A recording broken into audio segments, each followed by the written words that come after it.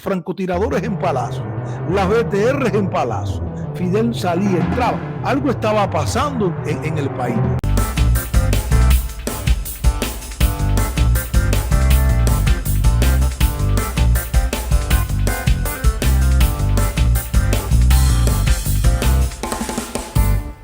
Una vez hubo una discusión entre Carlos Jardana y Manuel Piñero con el viaje de la toma de posesión de Fujimori, del gobierno de Fujimori.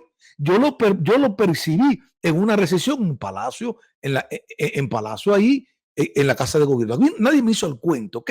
Fueron momentos de mi historia que yo la viví y fueron las cosas que me ha hecho conocer al castrismo. Yo conocí al castrismo, ¿por qué? Porque yo estaba mirando los movimientos del castrismo. A mí me hablaban personas que trabajaban en la oficina Comité Central del Consejo de Ministros. Yo he hecho esa historia otras veces, esta historia otras veces de mi vida, pasando por la seguridad personal cubana. Yo no perdí el tiempo como habían perdido otros compañeros. Yo estaba observando al castrismo. Y cuando yo veo los movimientos que pasa con Ochoa, yo era muy jovencito y no entendía qué estaba pasando. Y cuando yo veo los movimientos, francotiradores en Palacio, las BTR en Palacio, Fidel salía, entraba, algo estaba pasando en el país.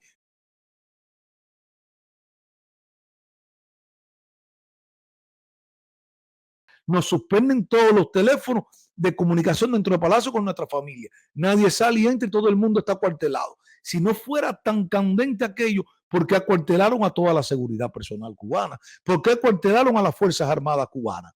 A todo el Ministerio del Interior estuvo acuartelado. Cuando a ti te acuartelan de esa manera, no es por un narcotráfico solamente, no, es que se trata de acciones militares o de un golpe de Estado de gran magnitud, porque Palacio se tomó con los lanzacoheteros, con los RPG-7, las BTR de las tropas especiales ahí. Todavía no habían quitado a tropas especiales y la BDA se hacen cargo de Palacio y se activa la unidad de la RAM, de la Reserva del Alto Mando, que es la que trae las tanquetas para cerrar el primer cuadro de la ciudad. Todas las oficinas de gobierno de Cuba fueron tomadas por las Fuerzas Armadas cubanas. Se cerró el cuadro completo de la Plaza de la Revolución. Se activó un plan especial con la protección de Fidel y Raúl y vigilancia a todos los mandos del país, porque era necesario depurar y saber hasta dónde era la gran conspiración dentro del aparato militar cubano. ¿Y quién dice que no hay conspiración? Si hubo con Fidel, entiendan, si hubo con el máximo líder hubo conspiraciones, no va a existir con uno solo, que está Raúl y los demás que pasan. Aquí yo siempre he dicho en mis análisis que el problema es que esto ha subsistido, esta revolución cubana ha sobrevivido, no ha sido por algo, porque aquí el problema es que Fidel siempre quiso morirse el primero para la continuidad, porque Fidel sabía que el pragmatismo de Raúl Castro y la organización de Raúl Castro y que los hombres de Raúl Castro eran más fieles que los de Fidel Castro. Fidel Castro tenía ese conocimiento. Fíjense, el general Ochoa no era de la columna de Raúl. El general Leopoldo Cintafría no era de la columna de Raúl. Hoy los generales, la mayoría que están en el mando son de la columna de Raúl Castro. ¿Me entiendes? Y no hay nadie. Ochoa era de Camilo. Y este era de Fidel, Leopoldo Cintafría. ¿Me entienden? Esto es para que ustedes sepan. Raúl Castro siempre mantuvo el juego del gobierno paralelo, autorizado por Fidel, porque los dos son hermanos y los dos se cuidaban. El problema fuera, que yo siempre dije, lo dije una vez en la televisión, que el problema aquí fuera que si se hubiera muerto Raúl primero, ¿qué hubiera pasado?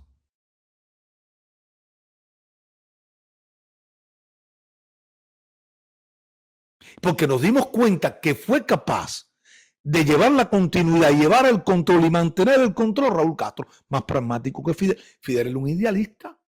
Fidel era un líder idealista, desorganizado. Me lo dijo a mí el viejo Fabio Global. El viejito Fabio Global, que entró el comunismo a Cuba en la posta número 1 del Comité Central del Partido, ya con un viejito, bien viejito. Me dijo, ¿y qué? ¿Y Fidel sigue de regado? ¿Sigue desorganizado? Me lo dijo el viejito que estaba perdiendo la memoria. uno de los fundadores del partido, el polaco Fabio Grová, que yo lo conocí, que le di la mano al polaco Fabio Grová. Es que la historia, mi vida, la historia me puso en esos lugares, no tengo la culpa, de verdad que no. Por algo la historia me puso ahí, el destino me puso ahí. Y he hecho mi relato de lo que he conocido. Nadie lo que me ha dicho nadie. A mí nadie me dice nada de que esto que estoy diciendo, de los relatos de la historia. No, yo lo viví. O sea, yo saqué mi conclusión y lo hablábamos los compañeros ahí, muy bajito, porque tú sabes que todo el mundo tiene miedo. Hay miedo en las estructuras militares. ¿Me entiendes? Como hay miedo. Cuando yo vi el día, y lo he hecho esa anécdota, el día estaba el Negro Herrera y yo en la posta número 11 de Palacio, Carlos Manuel de Céspedes y Colón. Me llama el puesto de mando. Cuando entramos a las 12 de la noche, fue a las 12 de la noche, entramos el Negro Herrera, el control de pase y la posta para entrar por Carlos Manuel de Céspedes y Colón. Nos llaman y nos dicen, creo que el Negro Herrera y yo, si salíamos a las 12 de la noche, como a las 10:30 nos llaman y dicen que a las 11 y pico más o menos iban a entrar unos carros que dejábamos pasar.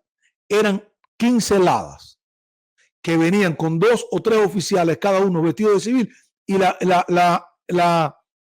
lo que nos dijeron a nosotros fue que iban a una reunión con Pepín Naranjo. Yo recuerdo que estando nosotros en Palacio, yo entro de 6 a 12 de la noche con el Negro Herrera en la posta 11 de Carlos Manuel de Céspedes y Colón, la posta 10 o la 11, por ahí, no me recuerdo.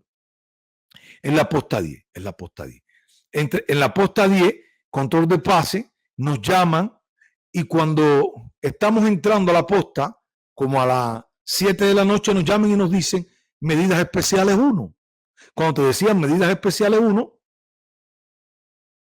es que Fidel estaba adentro. Pero al poco rato nos dicen medidas especiales 1 y 2. Pero después, poco rato, por Carlos Manuel de Céspedes, entra Abelardo Colomés Ibarra, entra Fernández Gordín, entra un grupo de generales a una reunión.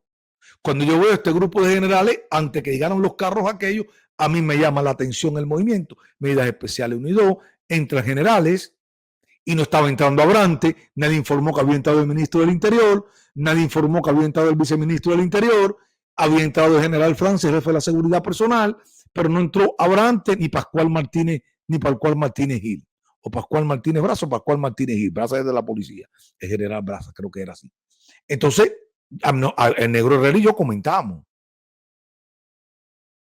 El Negro y yo comentamos, oye, está pasando, ¿qué puede pasar aquí? Entonces, cuando llegan 2 carros, un lado, eran unas personas ya en mayores, no viejos, mayores, 50 y pico, en aquella época, 40 y pico, 50 y pico, venimos a una reunión con Pepín Naranjo. Diga, soy el coronel fulano de tal de Villamarita.